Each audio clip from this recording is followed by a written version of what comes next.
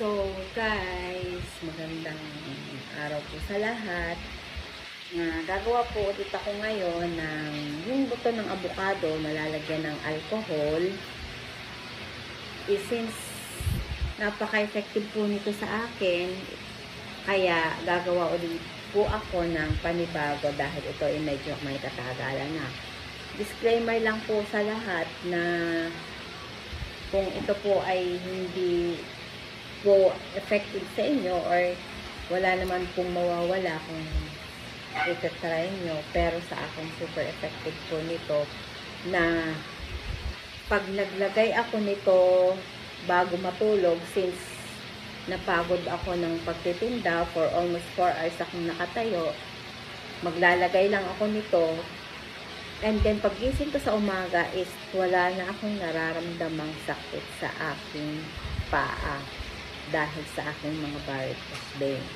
So, magagawa ulit tayo ng panibago dahil since meron naman ako ngayong avocado seeds, yung buto ng avocado, so hihiwa-hiwain ko lang po ito guys, and lalagyan ko po, mag-prepare kayo ng mga malinis na bote na pwede nating pagbabada ng buto ng avocado with alcohol or with oil.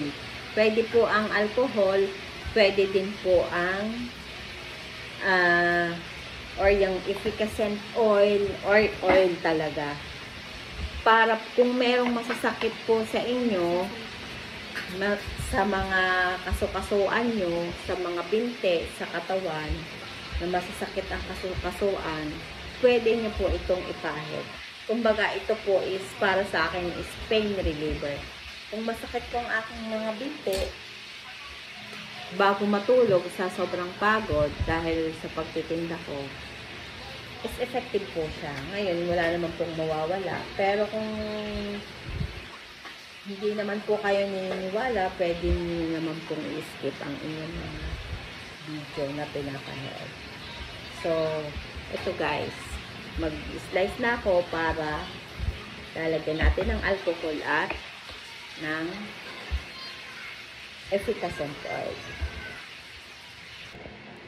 So, ito ngayon guys, tapos ko nang ma-slice ang ating mga buto ng avocado, kaya bababara na, lilipat na natin sila sa mga bote.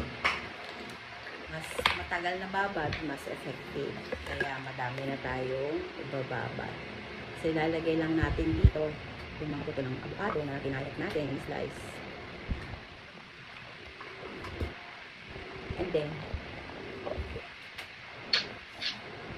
so, ito na guys, nailagay ko na sa bote, sa lalagyan. At naglagay na rin ako nito para sa efficacent oil, para medyo hanghang. So, ito naman ay yung alcohol. Para i-spray na lang natin. Yan.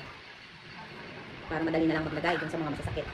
Sa mga masasakit ang tuhod, yung binte, yung may mga varicose veins dahil sa pagod. So, i-spray na lang natin to. Pag ito nababad na, pwede na siyang spray. Kaya effective talaga to sa akin. Bago matulog, naglalagay na ako nito, mga kabayan. Para pagising ko, parang wala lang nangyari. So, bababad ko na yan. Mag-i-stack na tayo ng madami. Mas matagal ang babad, mas effective. So, yan guys. So, ito. Meron na tayong homemade pain reliever from the seeds of avocado. So, meron tayong efficacent oil with avocado seeds and alcohol with avocado seeds. So, effective talaga sa akin since nung malaman ko ito.